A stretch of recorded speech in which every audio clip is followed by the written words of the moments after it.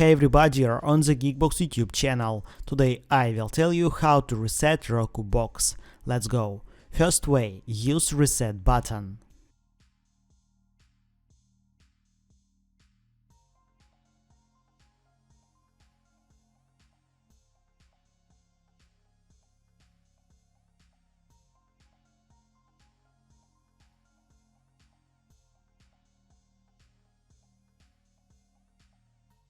Second way, open settings.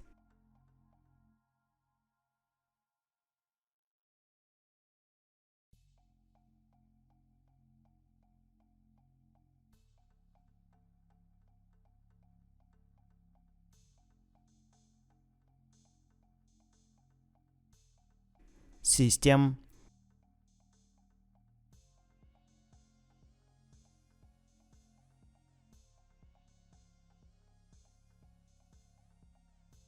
Advanced system settings.